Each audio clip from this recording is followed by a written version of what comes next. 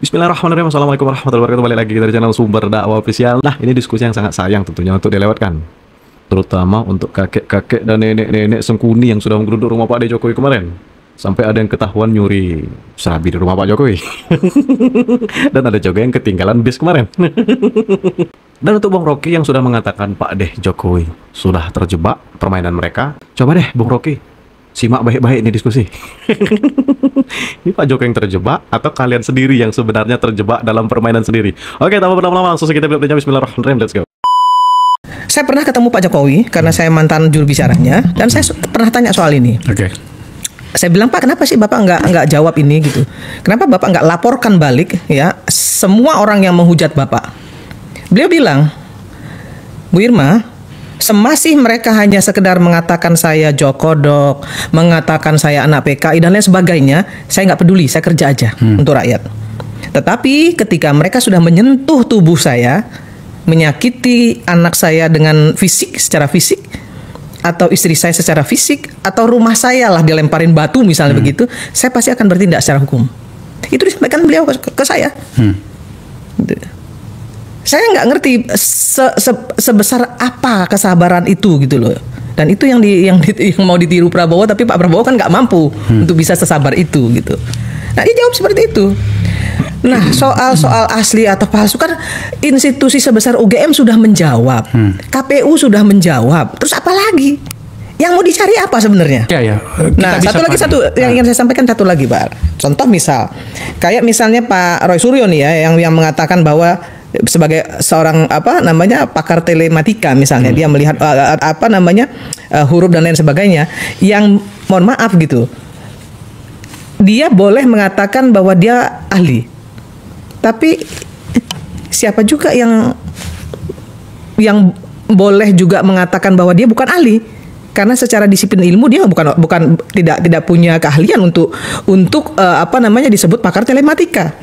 Kan seperti itu. Tapi saya nggak tahu kenapa beliau terus menerus ini ya ikut-ikutan untuk di dalam hal-hal yang berkaitan dengan telematika. Nah, kalau kemudian masyarakat, saya juga punya TikTok kebetulan banyak sekali ya. Ini saya punya follower juga banyak gitu ya, yang mempertanyakan ngapain sih dia kok kayaknya ribut banget, bising banget sih soal ijazah Pak Jokowi ini gitu. Itu juga menjadi pertanyaan masyarakat terhadap beliau. Dan kalau masyarakat kemudian mengatakan kepada beliau juga bahwa dia adalah ahli telematika palsu misalnya, kan juga dia nggak boleh ribut juga gitu. Nah, jadi menurut saya Bar, hari ini yang harus kita bicarakan di meja Akbar Faisal Unsensor ini, bagaimana Indonesia ini ke depan ya, di krisis ekonomi global yang sangat mengkhawatirkan ini bisa menuju Indonesia emas. Itu yang saya maksud. Kenapa sampai saya ngangkat ini dan tidak lagi pakai isu ini untuk itu, tapi kan ada pintu masuknya. Saya terus terang mengapresiasi Ferdinand ya. Ya, oke, Kak Irma. Saya tetap di sini tadi. Oke, dia tidak mau diperintah-perintah oleh orang, oke lah, oke kan, wajar lah. Saya juga kalau ditekan-tekan kayak gitu, kok norak amat kira-kira gitu ya. Tapi kan realitasnya ini sudah membuat banyak pihak tidak nyaman nih. Ya. Dibuka saja. Sorry. Anda juga menurut saya salah. Banyak pihak yang mana? Kalau menurut saya nggak banyak pihak, hanya 1-2 pihak. Apapun, jangan jumlah. Begini, jangan jumlah, tapi apapun namanya ada yang telah mulai Iya membuka boleh. itu. Mereka punya hak. Oke. Nggak boleh juga kita bilang mereka nggak boleh. Mereka punya hak untuk melakukan itu gitu. Saya nggak pernah mengatakan bahwa mereka nggak punya. Boleh dong mereka mempertanyakan itu. Kemudian mereka melakukan demonstrasi dan itu hak warga negara. Itu diatur oleh undang-undang gitu. Tetapi yang ingin saya sampaikan hari ini, ketika Akbar tadi bicara soal bagaimana negeri ini ya ke depan, kenapa harus bicara yang remeh-temeh seperti ini masih terus-terusan dilakukan gitu kan? Maka saya ingin mengatakan hari ini, ya seperti yang Akbar bilang tadi, kalau asli kenapa? Ya itu dia. Kalau palsu pun mau jadi apa kan itu? Makanya saya mencoba menggiring pembicaraan kita ini kepada sesuatu yang kemudian kita bisa ambil saripatinya. Saya masih sama Kak Irma nih. Seperti pada bagian sebelumnya tadi saya katakan, ini tampaknya adalah gambaran penyikapan alam bawah sadar sebagian kelompok masyarakat kita berapapun jumlahnya, bahwa mereka marah sama Pak Jokowi pada periode pemerintahannya. Betul. Dan kemudian dia melihat ini ada pintu yang mampu mereka suarakan. Ada pintu yang mampu mereka suarakan. Kalau pintu-pintu lain yang sifatnya agak rumit, katakanlah misalnya menggugat mekanisme pembiayaan IKN, kan sudah ada juga yang menyuarakannya. Nah, pada level tertentu ini ada pintu yang tampaknya itu bisa dibawa ke alam bawah sadar masyarakat, bahwa ada orang yang pernah kita berikan kewenangan dan kepercayaan ternyata seperti ini.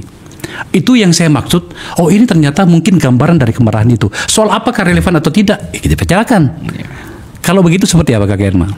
Ya, menurut saya kalau kita bicara rakyat ya, rakyat Indonesia ini kan hampir 300 juta. Kalau misalnya yang mempertanyakan itu hanya 1-2%, menurut saya relevan nggak sih untuk diperdebatkan? Sementara yang lain percaya bahwa ijazah itu asli, misalnya seperti itu. Nah, untuk apa juga kita bicara itu? Tapi saya juga ingin mengatakan bahwa masyarakat punya hak. Yang sekarang ini demo, yang sekarang ini menuntut juga silahkan saja. Toh mereka juga punya hak. Pak Jokowi juga punya hak jawab. Saya pernah tanya begini, Pak. Terus terang saya pernah kira-kira 2 bulan lalu lah ya, saya ketemu sama Pak Jokowi. Karena saya mampir ke Solo, ketika itu saya lagi ada acara di Solo. Saya pengen lihat, karena ada orang yang mengatakan bahwa seolah-olah yang datang ke sana itu kan seperti didramatisir, ya, seolah-olah di apa namanya, ada penggiringan setting, gitu ya, di setting gitu. Saya pengen lihat, Bang. Saya diam-diam pertamanya datang, saya lihat. Ternyata enggak. Memang saya ngobrol dengan mereka itu. Yang datang ke sana ya? Iya.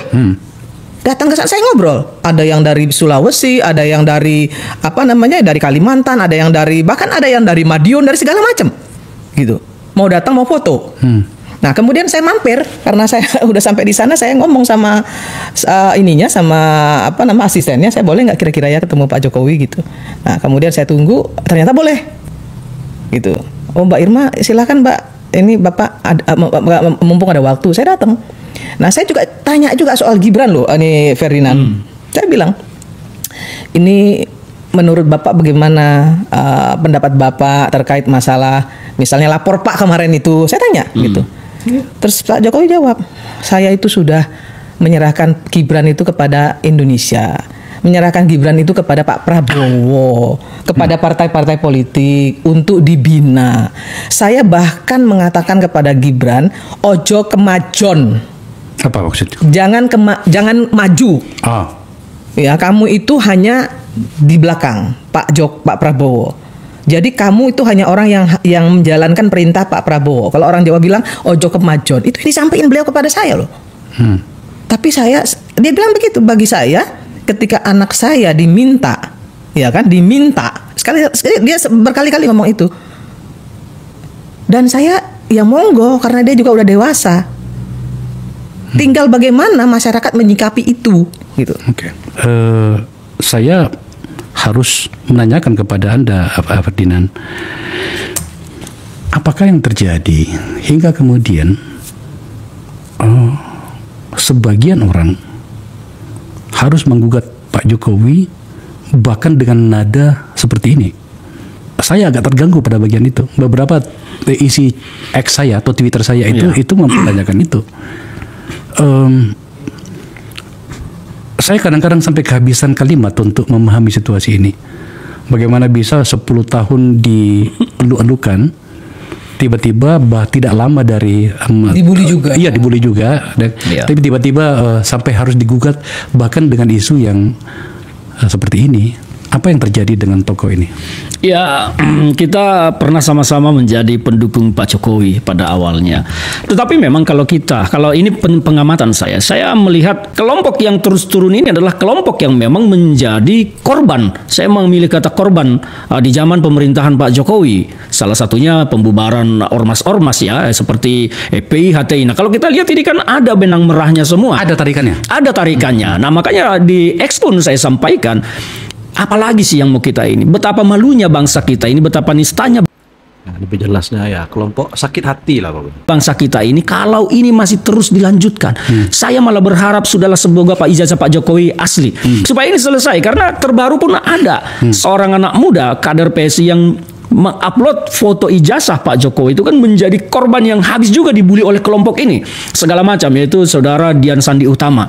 Saya lihat, perhatikan itu, kemarahan itu tertumpah begitu saja ketika tidak lagi sepikir dengan teman-teman yang melakukan gugatan terhadap keaslian ijazah Pak Jokowi ini. Jadi menurut saya sudah tidak murni kepada soal ijazah, tapi ini sudah soal perasaan terhadap Pak Jokowinya. Mau itu asli ijazah Pak Jokowi, nanti ini akan tetap saja perasaan ini benci dan marah. Karena apa? Ada landasan dendam yang saya sampaikan tadi. Karena orang-orang yang bergerak di sini kalau kita identifikasi tidak jauh beda dengan orang-orang juga yang melakukan gugatan-gugatan secara politik terhadap Pak Jokowi pada masa pemerintahannya, itu soal sikap-sikap dan kebijakan beliau. Makanya saya sampaikan bahwa ini kita mau apa sekarang? Karena faktor-faktor ini yang dari publik masyarakat ini tidak akan bisa tenang sampai ini clear. Bahkan kalau sudah clear pun dengan Pak Jokowi, percaya sama saya berani taruhan setelah ini akan masuk ke soal ijazah Gibran. Karena tadi sudah bukan lagi murni soal menggugat kebenaran, tetapi pelampiasan amarah, pelampiasan dendam, bagaimana memberikan efek balas dendam terhadap Jokowi, menghajar beliau secara opini, secara politik. Kalau secara hukum apa sekarang? Ada nggak yang melakukan gugatan terhadap Pak Jokowi secara langsung? Akan sulit sekarang, dan pertarungannya sekarang hanya sebatas di opini.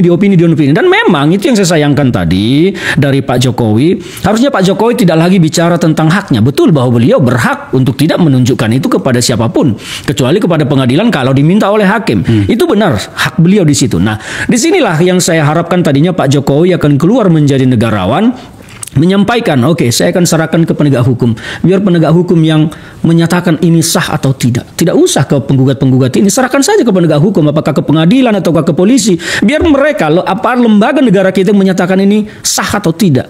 Karena sekarang tidak cukup lagi pembuktiannya bisa diterima oleh para penggugat ini hanya dengan statement. UGM sudah menyampaikan. Apa mereka mau menerima? Tidak. Gini Semua. Bar, jadi itu sedikit Bar ya. Jadi itu permasalahan, sebentar saya selesaikan Kak Irma. Jadi persoalannya sekarang ini bukan lagi soal tentang diterima atau tidak diterima oleh masyarakat, soal langkah Pak Jokowi, tetapi bagaimana mereka memberikan efek pukulan kepada Pak Jokowi, itulah yang ditargetkan menurut secara saya. Psikologis ya. Secara psikologis. Jadi ini tidak akan selesai persoalan ini. Kalaupun Pak Jokowi menyerahkan itu dibuktikan secara hukum sah, ini tidak akan selesai. Saya bilang tadi akan turun ke Mas Gibran karena kemarahan belum tuntas dan belum selesai. Kak Irma. Ya kalau memang seperti itu, terus untuk apa? Untuk apa kita bicarakan masalah pepesan kosong ini? Nggak ada manfaatnya untuk bangsa ini. Untuk apa juga Pak Jokowi menyampaikan yang asli itu ke mereka? Kan sudah jelas. Bawaslu, KPU sudah menerima surat yang ijazah yang sudah dilegalisir. Itu berkekuatan hukum tetap loh. Kan Anda semua orang-orang hukum tahu dong harusnya. Kalau saya jadi Pak Jokowi saya juga nggak mau. Dan kalau mereka masih tetap misalnya kemudian mengarahkan kepada Gibran, namanya politik Bar. Menurut saya nggak ada masalah. Ya silakan aja. Peristiwa politik kan nggak pernah berhenti di satu titik. Iya gini. Iya kan? Gini Kak Irma. Apalagi, mohon maaf. Ini kan sampai ada yang bilang Pak Prabowo mungkin karena sudah tua, ya kan, tinggal 3 tahun lagi usianya. Nauzubillah min zalik gitu ya. Ini kan yang begini-begini juga sebenarnya nggak boleh, nggak juga bagus untuk disampaikan. Gitu. Nanti kita ke situ. Ini kan enggak Bar. Saya terus terang Bar, saya terganggu Bar dengan yang begini-begini. Makanya kita sampaikan, bicarakan Kak Irma. Iya, maka saya sampaikan kepada kita semua, nggak apa-apa mereka menggugat, silakan. Nah sekarang kan Pak Jokowi juga sudah melakukan langkah hukum. Ya sudah selesai. Nah, oke. Maka kemudian kita lihat. Mau dibuka mau tidak kita sampirkan. Tapi kalau ternyata benar ini adalah asli, itu seberapa besar keuntungan politik bagi Pak Jokowi dan kliennya, Bro? Iya, kalau bicara keuntungan politik, sekarang juga tadi kita sempat menyinggung sedikit. Di satu sisi kita bisa melihat bahwa saat ini Pak Jokowi itu rugi secara politik karena opini negatif terus yang mendera dirinya soal keaslian ijazahnya. Karena ini kan kalau tuduhan ini dipanjang-panjangkan narasinya kan akan keluar kepada penipu lah, pembohong lah, segala macam. Secara opini rugi, tetapi secara frame politik, dalam politik itu kalau orang ingin selalu menjadi tidak hilang dalam jejak politik, maka harus selalu berada dalam frame. Always be on frame. Jadi seperti itulah teori Pak Jokowi ini memainkan sebuah peran yang patut menguntungkan bagi Pak Jokowi karena beliau tidak pernah hilang dari frame politik kita. Bayangkan sekarang setiap hari pemberitaan terkait Pak Jokowi itu berapa banyak. Dan ini adalah keuntungan. Sudah 2 hari trending topik loh. Trending topik. Hampir setiap hari beliau tidak pernah kehabisan isu. Selalu ada. Dan ini kalau kita mau melihat secara politik, ya beliau diuntungkan. sangat diuntungkan karena tidak pernah hilang lekang dari ingatan publik. Itu yang saya sampaikan, bahwa biar bagaimanapun Pak Jokowi tidak bisa mengingkari atau membantah bahwa dirinya memang sedang melakukan sesuatu untuk kepentingan politik Gibran. Itu tidak perlu dibantah, dan itu sesuatu yang pasti. Pak Jokowi nggak usah bantah, itu pasti. Maka bagi saya semua ini adalah bagian dari itu. Dari ada isu yang bermain, beliau memang cerdas, bahkan cerdik, sudah di atas cerdas, cerdik untuk memainkan ini. Makanya beliau mengulur tulus tidak mau membuktikan supaya permainan ini tidak kunjung selesai. Tapi kan, karena permainan ini selesai, memang kalau tadi ditunjukkan, oh ini asli, maka segera tutup buku di situ. Tutup buku terhadap ini ya, akan berubah dengan isu yang lain yang mungkin menanggapinya bukan beliau lagi. Seperti yang sampaikan tadi, kalau ujung-ujungnya beralih kepada Gibran nanti, karena ini kan isunya juga sudah banyak dimainkan tentang sekolahnya Gibran.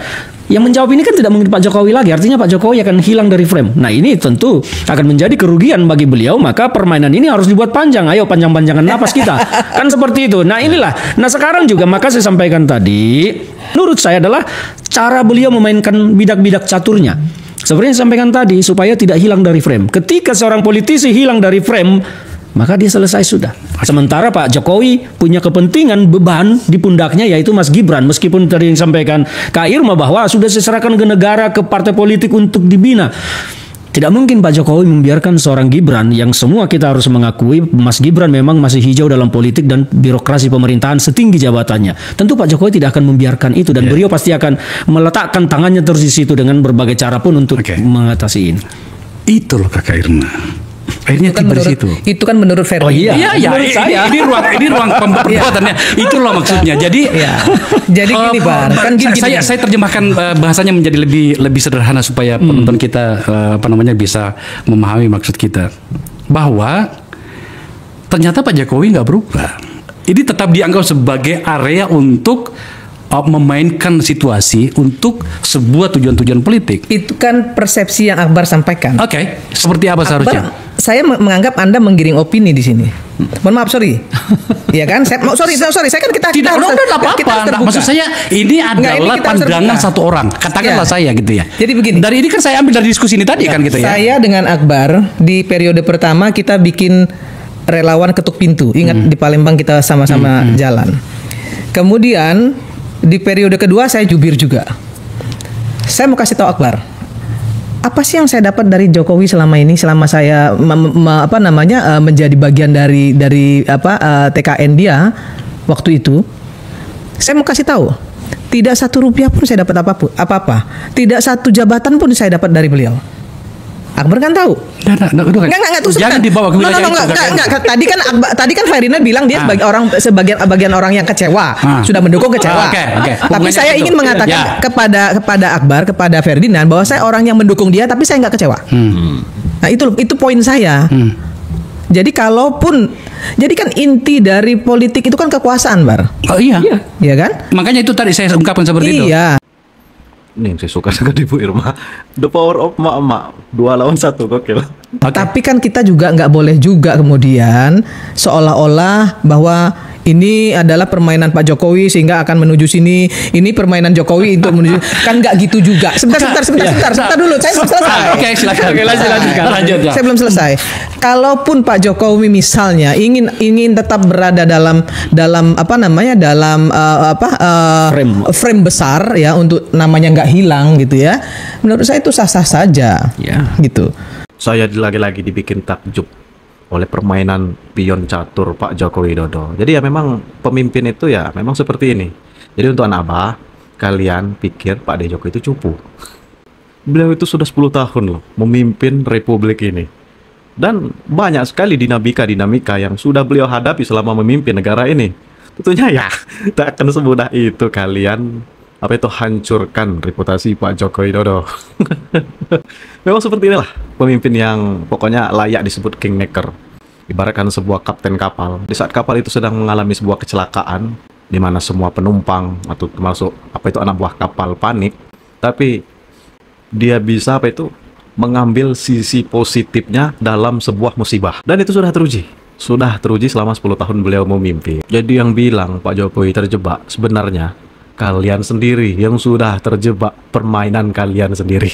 Nah, pokoknya saya akhiri, salam cerdas, salam waras, tetap jaga rukun aman persatuan Indonesia. dan tentunya selalu support, selalu dukung pemerintahan Pak Prabowo dan Mas Gibran. Wabillahi taufiq wal hidayah. Wassalamualaikum warahmatullahi wabarakatuh.